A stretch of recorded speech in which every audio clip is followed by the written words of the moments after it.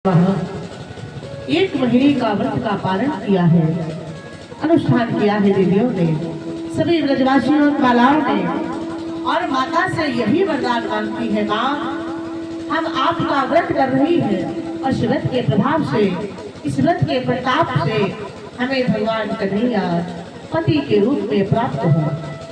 हे देवी कात्यायनी, हे महामाये, हे माँ ममतामयी, हम सबकी पुकार को श्रवण कीजिए। कात्यायनी महामाये महायोगे नधीमहि नंद गोपसुतम देवी पति में कुरुते नमः। हे माँ कन्हैया को पति रूप में प्राप्त कीजिए। हमारा उनके अलावा अब कोई आधार नहीं है। प्रतिदिन चंदन अक्षत लेकर ब्रजबालाएं सब जाती है, मैया की सेवा को करके मस्तक पर तिलक लगाती है। स्नान यमुना जी में करके वस्त्र सुंदर धारण करके सभी गोपियां अपने हाथों से बनाई हुई कात्यायनी की प्रतिमा पर पूजन सामग्री को अर्पित करती है। माँ ममतामयी के चरणों में प्रणाम करके तत्पश्चात वरदान में चाहती है कि हे माँ ज्यादा कुछ अपना चाहत है, यदि कुछ चाहती हूँ तो भगवान को पति रूप में प्राप्त करना। उसी समय भगवान कन्हैया ने देखा कि लगता है गोपियों का भाव तो निर्मल है, शुद्ध है, लेकिन अभी इनको कुछ ज्ञान देना बाकी है। तो भगवान कन्हैया ने गोपियां जिस समय ध्यान कर रही थी कन्हैया का, कन्हैया पहुंचे और अपने ही हाथों से ब्रज गोपियों को स्नान करा रहे हैं। जितनी गोपियां स्नान कर रही हैं, सबके समक्ष कन्हैया खड़े हैं। गोपियों ने जब अपने तन पर स्पर्श पाया तो पीछे मुड़कर के देखा, जो ही पीछे मुड़कर देखा और गोपी पति नजर आ रहे हैं। गोपियों ने देखा पीछे की ओर कन्हैया खड़े हैं, मलते हैं अन्य गोपियों के नजरों में भरे जा रहे हैं। सभी गोपियों को अपने हाथों से स्नान कर रहे हैं। जितनी गोपी उतने गोपाल, जन पीछे एक जनार्दन थे, या यो कहिए जितने मन थे उतने ही वहां मनमोहन थे। जितनी गोपियां खड़ी है उतनी ही कन्हैया है। गोपियां कहने लगी, प्रभु प्रणाम किया है चरणों में, नाथ आपके श्री चरणों में प्रणाम करती हूँ, पर मोहन जो कृत्य तुम कर रहे हो ये तुम्हें शोभा नहीं देता। कन्हैया तुम्हें मालूम है हम सब यहाँ स्नान करने के लिए आई है, अपने आप को वस्त्र में नहीं है और आप यहाँ आकर के खड़े हो गए। कन्हैया ये आपको शोभा नहीं देता प्रभु, ये आपको अच्छा नहीं लगता। भगवान ने कहा, सुनो पहले तो तुम मुझे बुलाती हो और जब मैं आता हूँ तुम्हारे पास तो ऐसी बातें करती हो कि लज्जा या बेलाज का क्या है असल हिसाब, और प्रातः काल इस बात का दूंगा तुम्हें जवाब। लज्जा किसको कहते हैं देवियों, मैं तुम्हें प्रातः काल बताऊंगा। संध्या के समय गोपी अपने अपने घर लौट करके आई। प्रातः काल फिर उसी नियम के अनुसार समस्त गोपियां मिलकर के यमुना जी के किनारे पहुंची। स्नान करके देवी का पूजन करके और जो ही ध्यान रखा भगवान का, क्योंकि भगवान भी बिना भाव के नहीं मिलते, बिना प्रेम के नहीं मिलते। जब तक हमारे हृदय में उनके प्रति प्रेम नहीं होगा भगवान नहीं मिलेंगे। देखिए रामचरितमानस में माता सबरी ने पूरा जीवन भगवान की सेवा में बिता दिया, भगवान की प्रतीक्षा में बिता दिया। और कैसे सेवा करती है, बड़ा सुंदर भाव है, दर्शन कीजिए। अरे चित्रकूट के घाट घाट पे सबरी देखे बाट, राम मेरे आ जाओ।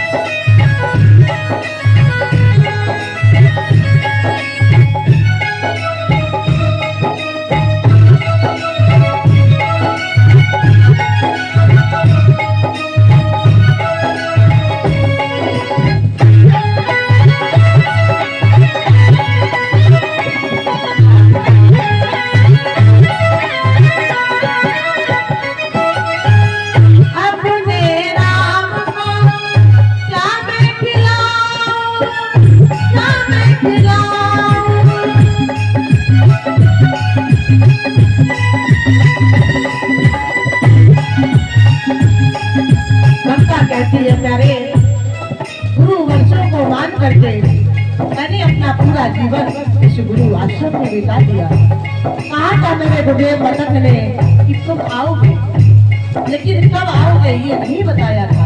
तब से लेकर आज तक तुम्हारी प्रतीक्षा कर रही हूँ। अब तुम्हें खिलाने के लिए मेरे पास 56 प्रकार के भोजन नहीं है। तो अपने राम को ना मैं खिलाऊं, ना मैं खिलाऊं।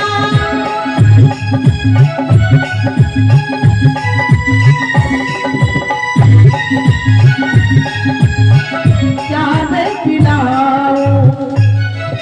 बताइए। छोटे छोटे पेड़ पेड़ पे लगे सुनहरे पेड़, राम मेरे खा जाओ। छोटे छोटे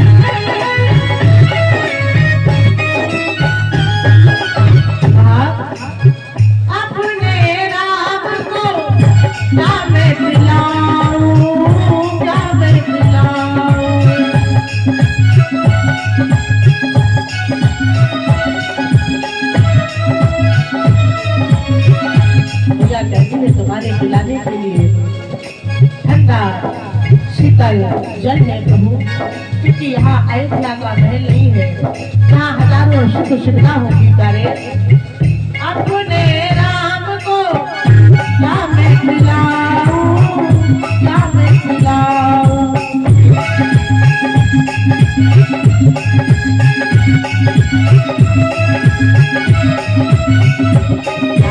आप लगाए दूध दूध में बड़ी मलाई, खूब राम मेरे पी जाओ।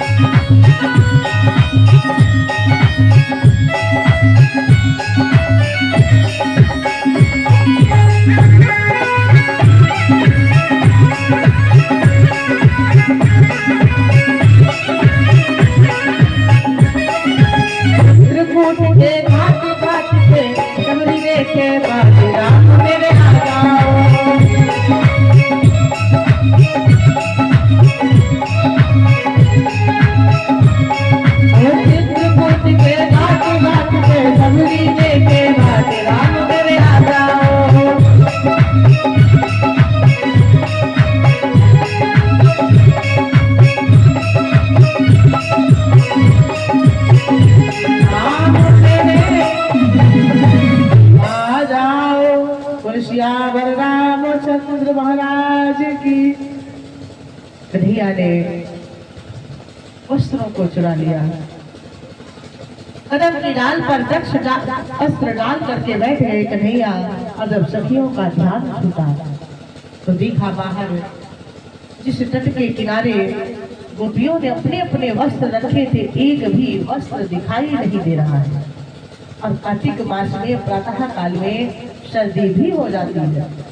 अधिक समय जल में रहने के बाद उन दोनों को ठंड लगी तो कहती है, बहन अब क्या करें, जल के भीतर अब और अधिक संकट खड़े नहीं रह सकते हैं और बाहर जाने के योग्य अब हमारा तन नहीं है। दूसरी कहने लगी, बहन ये कोई और नहीं कर सकता सिवा कन्हैया के। कल हम सबने उनको बड़ा ज्ञान दिया था, बड़ा उपदेश दिया था, अब झेलो। सखियों ने बड़े करुण स्वर में कहा, हे कन्हैया, ये हमारे गिरधर, ये हमारे गोपाल, ये मुरलीधर, आप तो समस्त सृष्टि के पालनहार हैं, सभी के ऊपर दया करते हैं नाथ। अज्ञान का बस हमसे एक अज्ञान हो गया है, जिसके लिए हाथ जोड़ करके क्षमा प्रार्थी है। फिर बोलियो चित चोर श्याम, और चोरी क्या चित किए जाओ। क्या रे, तुम्हें हमारे पास कुछ और चुराने की आवश्यकता है? आपने जब हमारे चित्त को चुराया, हमारे हृदय को चुराया, अपने श्री चरणों में, आपके श्री चरणों में हमने अपना सर्वस्व निछावर कर दिया, तो फिर चोरी करने को कुछ शेष नहीं रहा। लेते हो तो सर्वस्व ले लो, चीर क्या शरीर लिए जाओ। ये कन्हैया, यदि तुम्हें चोरी ही करना है तो फिर ये वस्त्रों की चोरी का क्या करना? हमारे इस पूरे शरीर को ले जाओ, हम तो आपके ही हैं। हम सब फकत तुम्ही पर तो करते जप तप व्रत भारी, इन सब को सफल बना जाओ, दर्शन दो हे बनवारी। ये कन्हैया, हमारे जीवन को धन्य धन्य बना जाओ, हमारे जीवन को कृतार्थ कर जाओ। हे मुरलीधर, एक बार अपने दर्शन का आनंद लो, कहती है। दिल कहता है तुम सुंदर हो,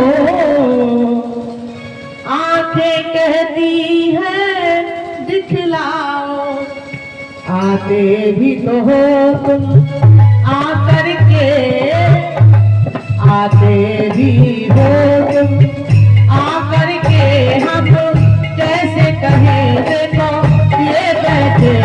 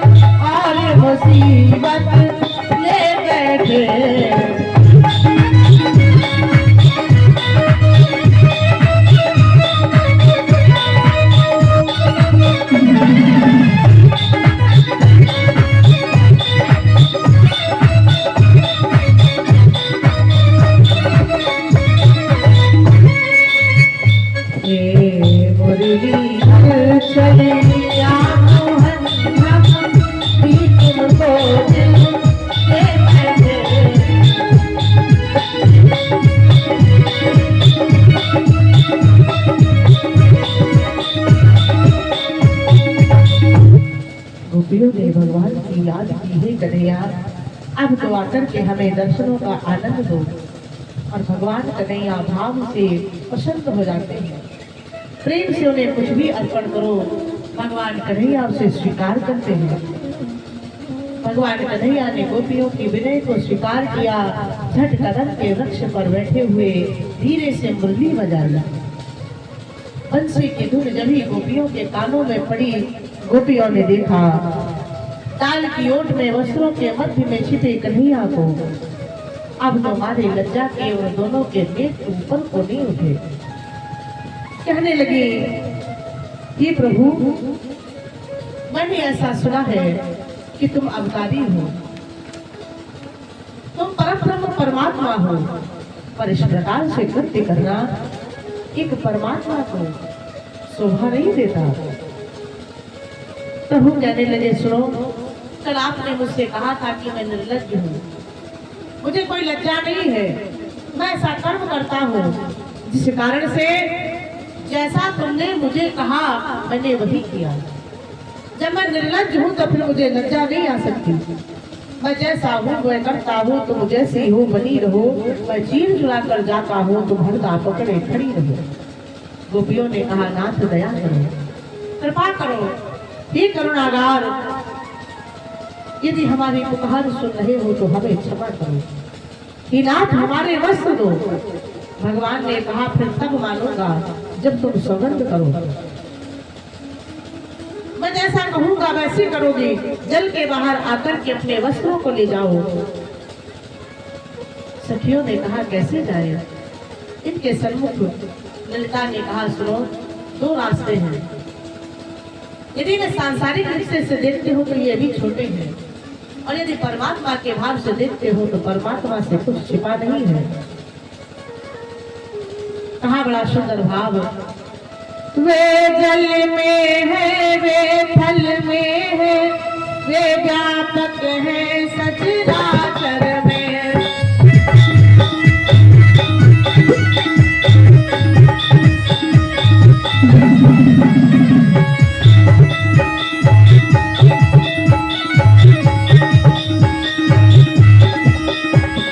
वायु में वही, अग्नि में वही है, वही व्योम और सागर में।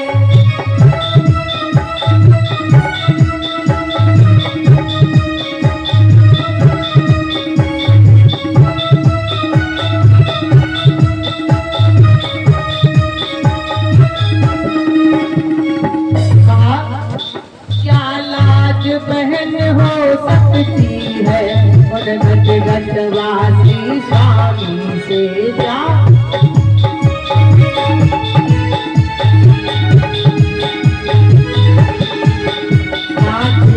हुआ है बोलो तो अंतर पति अंतरयामी।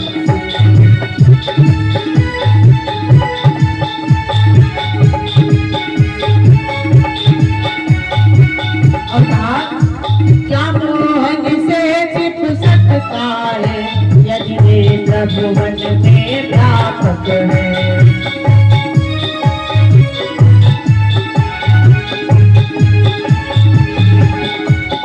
दोनों प्रताप को लेती हो साथ ही, मनस के बालक है।